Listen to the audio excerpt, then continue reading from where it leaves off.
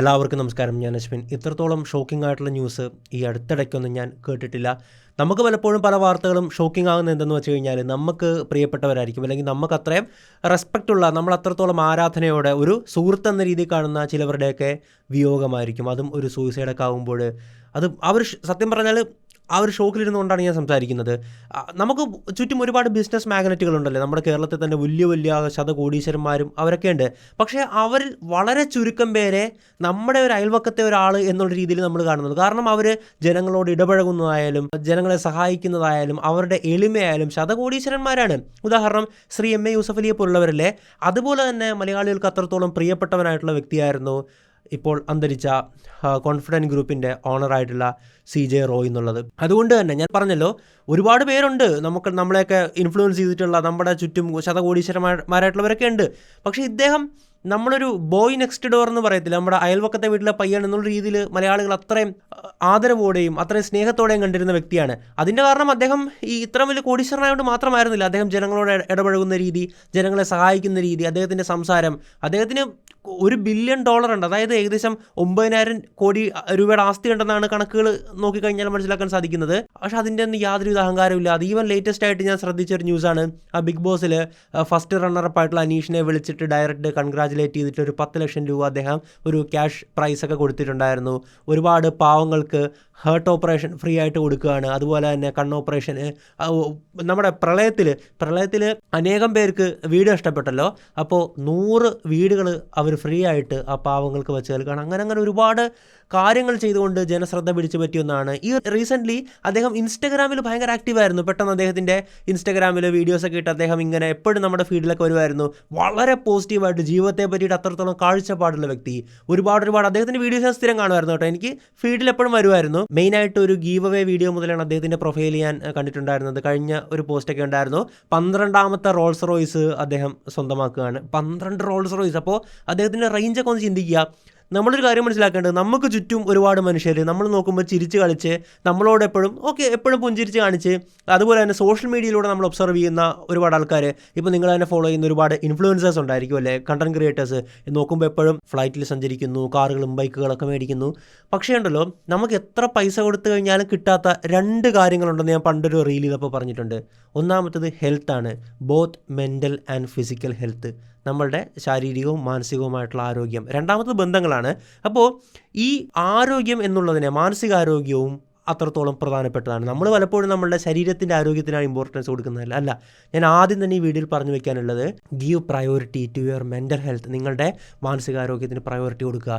നിങ്ങൾക്ക് സന്തോഷം നൽകുന്ന കാര്യങ്ങൾ ചെയ്യുക. ഇനി എത്രത്തോളം പ്രഷറുണ്ട് അങ്ങനെ ഇങ്ങനെയെന്നൊക്കെ പറഞ്ഞാലും ഒരിക്കലും നിങ്ങളുടെ ജീവിതം അവിടെ തീർക്കുന്നതിനെപ്പറ്റി നിങ്ങൾ ആലോചിക്കരുത്. നിങ്ങളെ സഹായിക്കാനും അല്ലെങ്കിൽ ആ പ്രശ്നങ്ങളൊക്കെ നേരിടാനും ഒരുപാട് സംവിധാനങ്ങൾ നമുക്ക് ചുറ്റുമുണ്ട്.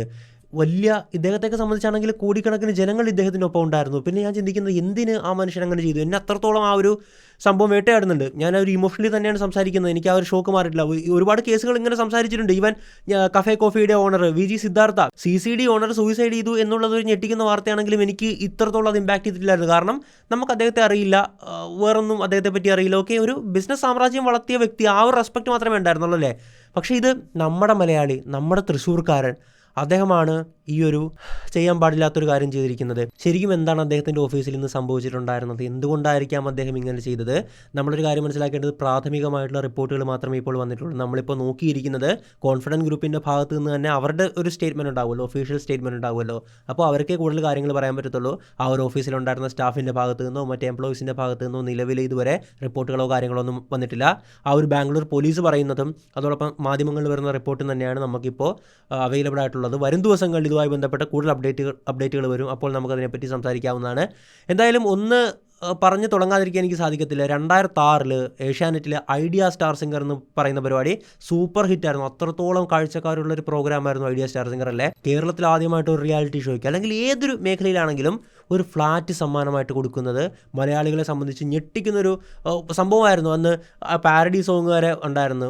നീ 40 lakhs ഫ്ലാറ്റഡ് ആ ഫിലിമിൽ പാടാൻ ചാൻസ് ഉള്ളതെന്നൊക്കെ പറഞ്ഞ് ഞാനിപ്പോഴും ഓർക്കുന്നുണ്ട്. നാദിർഷയുടെയൊക്കെ മറ്റേ ഓണത്തിനിടയിൽ പുട്ട് കച്ചവടയില്ല, അതിൻ്റെ അകത്തെ പാരഡി പാട്ടായിരുന്നു. അത്രത്തോളം ഫേമസ് ആയിരുന്നു ഐഡിയ സ്റ്റാർ സിംഗർ.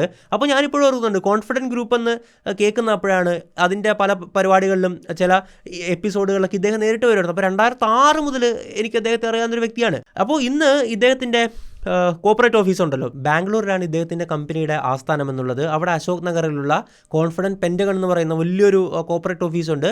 അവിടെ വെച്ചാണ് ഈ സംഭവം നടക്കുന്നത്.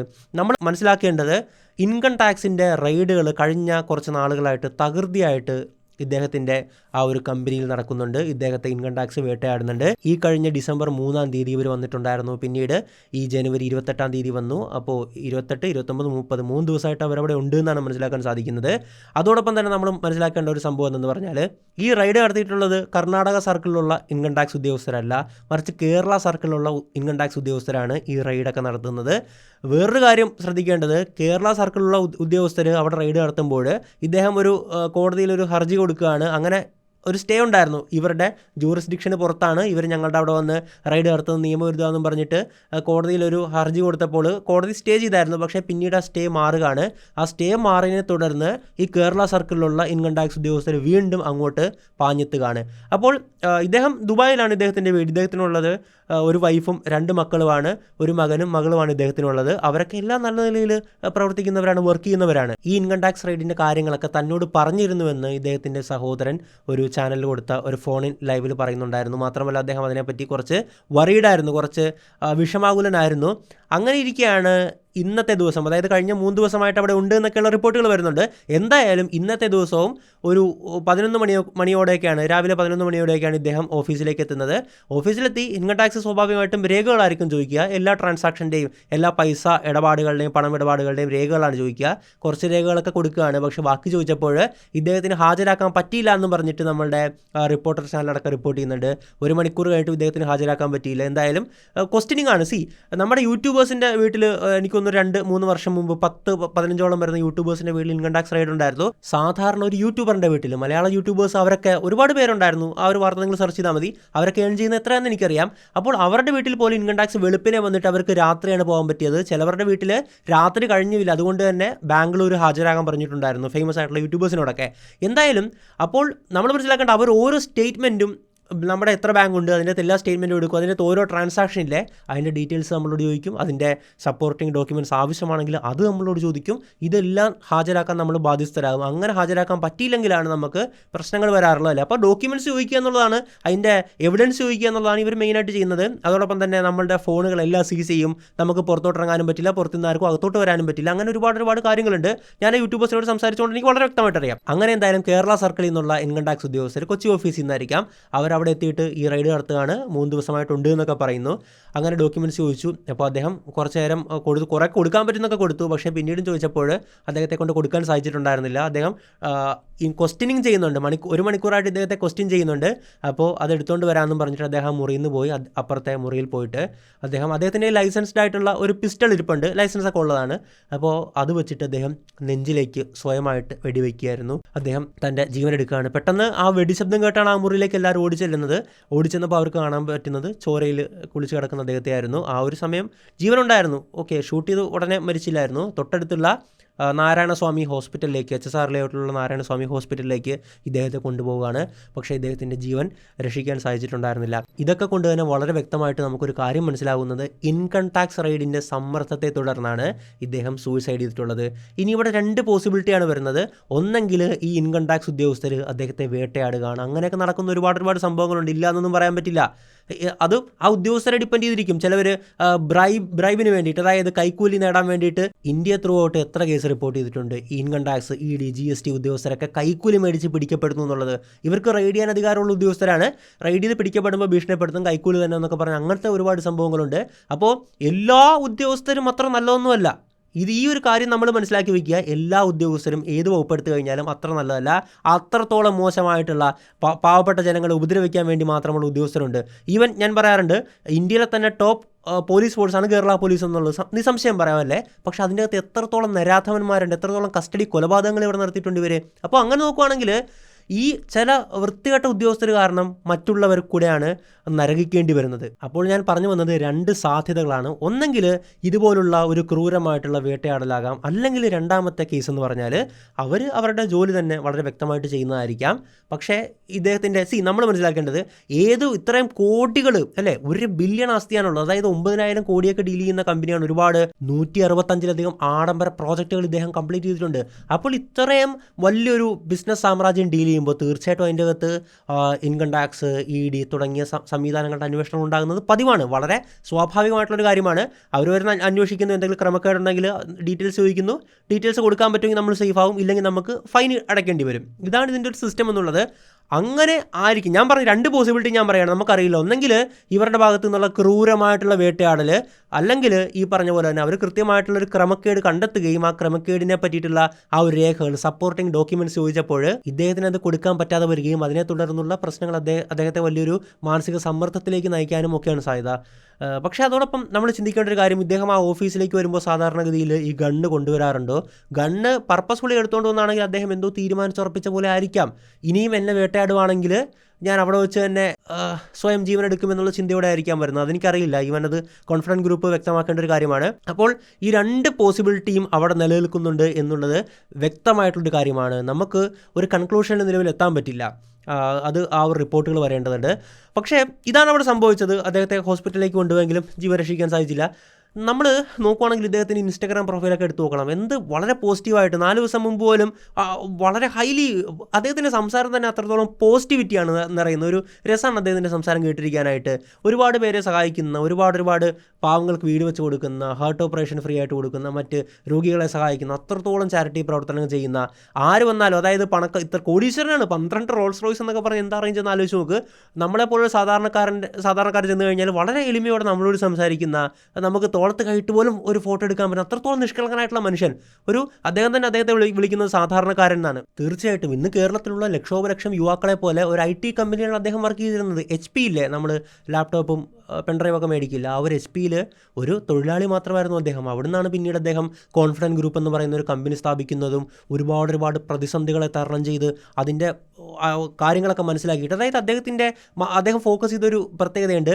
പണ്ടൊക്കെ ഒരുപാട് വർഷങ്ങൾക്ക് മുമ്പൊക്കെ ഫ്ലാറ്റ് മേടിക്കുക എന്ന് പറയുന്നത് സാധാരണക്കാരായിട്ടുള്ള മലയാളികളെ സംബന്ധിച്ച് വലിയൊരു സ്വപ്നമായിരുന്നു, ഒരിക്കലും നടക്കാൻ പറ്റാത്ത സ്വപ്നമായിരുന്നു. പണക്കാർക്കുള്ളതാണ് ഫ്ലാറ്റ് എന്നൊരു ചൊല്ലായിരുന്നു ഉണ്ടായിരുന്നത് അല്ലേ. പക്ഷേ ഇദ്ദേഹത്തിൻ്റെ കോൺഫിഡൻസ് ഗ്രൂപ്പിൻ്റെ ഒരു സ്പെഷ്യാലിറ്റി എന്തെന്നാൽ അവർ ഫോക്കസ് ചെയ്തത് സാധാരണക്കാരന് പറ്റുന്ന ബജറ്റ് ഫ്രണ്ട്ലി ആയിട്ടുള്ള ഫ്ലാറ്റുകൾ, വില്ലാസ്, അപ്പാർട്ട്മെൻറ്റ്സ് ഒക്കെ എങ്ങനെ സെറ്റ് ചെയ്യാമെന്നുള്ളതാണ്. അത് ക്വാളിറ്റി കോംപ്രമൈസ് ചെയ്തിട്ടൊന്നുമല്ല കേട്ടോ. അങ്ങനെ ആ ഒരു മേഖല സാധാരണക്കാരന് വേണ്ടിയിട്ട് ഫ്ലാറ്റുകളും ഹോംസും ഇൻട്രൊഡ്യൂസ് ചെയ്തു. അതുവഴിയുണ്ടല്ലോ ഇവർക്ക് വലിയ ബിസിനസ് ടേൺ ഓവർ ഉണ്ടാകുകയാണ്. അദ്ദേഹത്തിൻ്റെ ആ ഒരു കാഴ്ചപ്പാട്, ദീർഘവീക്ഷണമൊക്കെ പെർഫെക്റ്റ് ആയിട്ട് വർക്ക് ചെയ്യുകയാണ്. ചിലപ്പോൾ പല തീരുമാനങ്ങൾ എടുക്കുമ്പോൾ അത് വർക്ക് ചെയ്യണമെന്നില്ലല്ലോ. പക്ഷേ ഇദ്ദേഹത്തിൻ്റെ തീരുമാനമാണ് നമുക്ക് വലിയ കോടികളുടെ ഒന്നുമല്ല, സാധാരണക്കാരന് ഉതകുന്ന രീതിയിൽ ഫ്ലാറ്റ് കോംപ്ലക്സുകൾ അവർക്ക് താമസിക്കാൻ പറ്റുന്ന രീതിയിൽ ഉണ്ടാക്കണം. കൊച്ചിയിലൊക്കെ പല നമുക്ക് അപ്പാർട്ട്മെൻറ്റുകളും കാണാം, ഫ്ലാറ്റുകൾ കാണാൻ പറ്റും കോൺഫിഡൻസ് ഗ്രൂപ്പിൻ്റെ അല്ലേ. അപ്പോൾ ആ ഒരുപാട് സ്വന്തമായിട്ട് ഒരുപാട് തീരുമാനങ്ങൾ എടുക്കാനൊക്കെ പറ്റുന്ന ഒരു മനുഷ്യൻ, വളരെ പോസിറ്റീവായിട്ട് ജീവിതത്തെ കണ്ടിരുന്ന ഒരു മനുഷ്യൻ, ആ ഒരു മനുഷ്യനാണ് നിലവിൽ ജീവൻ എടുത്തിരിക്കുന്നത്. ബിസിനസ്സിൽ മാത്രമല്ല, ഒരുപാട് കൊമേഴ്ഷ്യൽ ഷോപ്സ്, സൂപ്പർ മാർക്കറ്റ്, മറ്റ് ഹോസ്പിറ്റാലിറ്റി രംഗത്ത്, ഈവൻ മെഡിക്കൽ രംഗത്തോട്ടുള്ള ഇൻവെസ്റ്റ്മെൻറ്റ്, ഈവൻ എന്തോ ഒരു സിനിമ അദ്ദേഹം എടുത്തിരിക്കുന്നു. കാസിനോവ അദ്ദേഹമാണ് എടുത്തിട്ടുണ്ടായിരുന്നത്. അന്ന് അദ്ദേഹം പറഞ്ഞത് ക്വാളിറ്റിയുള്ള സിനിമകൾ നിർമ്മിക്കാനായിട്ട് പണം ചിലവാക്കുന്നത് വലിയ കാര്യമൊന്നുമല്ല, നമുക്ക് ക്വാളിറ്റിയുള്ള സിനിമകളാണ് വേണ്ടത്, അല്ലാതെ പണമല്ല പ്രശ്നം എന്നൊക്കെയായിരുന്നു അന്ന് ഡയറക്ടറായിട്ടുള്ള റോഷൻ ആൻഡ്രൂസിനോടൊക്കെ പറഞ്ഞിട്ടുണ്ടായിരുന്നു. പിന്നെ മരക്കാറ്, മറ്റ് ഭാഷകളിൽ ഒരുപാട് ചിത്രങ്ങൾ, അതിലൊക്കെ ഇദ്ദേഹം പ്രൊഡ്യൂസറായിട്ടും കോ പ്രൊഡ്യൂസറായിട്ടും ഒക്കെ വന്നിട്ടുണ്ട്. കലകളെ എത്ര സ്നേഹിച്ചിരുന്ന ഒരു മനുഷ്യനാണ്. അതോടൊപ്പം തന്നെ ഭയങ്കര കാറിനോടും ബൈക്കിനോടൊക്കെ ക്രൈസായിരുന്നു. അങ്ങനെയൊക്കെ ഉള്ളൊരു മനുഷ്യനായിരുന്നു. എന്തിനും ചെയ്തു. ആ ഒരു ചോദ്യമാണ് സ്റ്റിൽ ലെഫ്റ്റ് അൺആൻസേർഡ്. ഞാൻ പറഞ്ഞ 2 പോസിബിലിറ്റിയിൽ ഏതെങ്കിലും ഒന്നാണ്. ഒരു കാര്യം നമ്മൾ എല്ലാവരും മനസ്സിലാക്കേണ്ടത്, ബിസിനസ് സക്സസ് എന്ന് പറഞ്ഞാൽ ഒരു മെൻ്റൽ സേഫ്റ്റി അല്ല, പവർ എന്ന് പറഞ്ഞാൽ ഒരു ഇമോഷണൽ ഇമ്മ്യൂണിറ്റി അല്ല. നമ്മൾ ഈ ബിസിനസ്സുകാരെയൊക്കെ നോക്കുമ്പോൾ ഓക്കെ, അവർ മറ്റേ പ്രൈവറ്റ് ജെറ്റിൽ യാത്ര ചെയ്യുന്നു, അവർ റോൾസ് റോയ്സ് മേടിക്കുന്നു, അടിച്ചു പൊളിച്ച് ജീവിക്കുന്നു, കോടികൾ ആസ്തി. പക്ഷേ ഇവരൊക്കെ അനുഭവിക്കുന്ന മെൻ്റൽ സ്ട്രെസ് ഉണ്ടല്ലോ, അത് ഭയങ്കരമാണ്, ഭീകരമാണ്. ഇദ്ദേഹത്തിൻ്റെ ജീവചരിത്രം വായിക്കുമ്പോൾ തന്നെ ഇദ്ദേഹം ഏകദേശം 16 മണിക്കൂറോളം കോൺഫിഡൻറ്റ് ഗ്രൂപ്പിന് വേണ്ടിയിട്ട് ദിവസവും വർക്ക് ചെയ്യുമായിരുന്നു. ഒന്ന് ആലോചിച്ച് നോക്കുക, നമ്മളൊക്കെ എത്ര മണിക്കൂർ വർക്ക് ചെയ്യുന്നുണ്ട്. അപ്പോൾ ഇദ്ദേഹത്തിൻ്റെയൊക്കെ മനസ്സിൽ എപ്പോഴും ഇതിനെപ്പറ്റി ചിന്തിക്കാനേ നേരം ഉണ്ടാകത്തുള്ളൂ. കാരണം അതിനെപ്പറ്റി ഒരുപാട് ഡീൽ ചെയ്യണം കാര്യങ്ങളൊക്കെ അല്ല. അപ്പോൾ അത്രത്തോളം ടെൻഷനിലൂടെയാണ് പല ബിസിനസ്സുകാരും പോയിക്കൊണ്ടിരിക്കുന്നത്. അവരെയൊക്കെ വെച്ച് നോക്കുമ്പോൾ നിങ്ങൾ ചിന്തിക്കുന്നത് എന്താണ്? ഓക്കെ, അവർക്കൊക്കെ എത്ര സുഖകരമായിട്ടുള്ള ജീവിതമാണ് ഞാൻ അനുഭവിക്കുന്നതല്ലേ. നിങ്ങൾക്ക് മാസം ജീവിക്കാനുള്ള പൈസ കിട്ടുന്നുണ്ട്, നിങ്ങൾക്കും കുടുംബത്തിനും അതുകൊണ്ട് സുഖമായിട്ട് ജീവിക്കാൻ പറ്റുന്നുണ്ട്. മനസ്സമാധാനം ഉണ്ടല്ലോ, അത് ഈ ലോകത്ത് ഏറ്റവും വലുതാണ്. എത്ര പൈസ കൊടുത്താലും കിട്ടാത്ത സാധനമാണ് നമ്മളുടെ ഈ മെൻ്റൽ ഹെൽത്തും ഫിസിക്കൽ ഹെൽത്തും എന്നുള്ളത്. നമുക്ക് കൂടുതൽ പൈസ ഉണ്ടെങ്കിൽ ബെറ്റർ ഹെൽത്ത് കെയറിലേക്ക് നമുക്ക് ആക്സസ് ഉണ്ട്.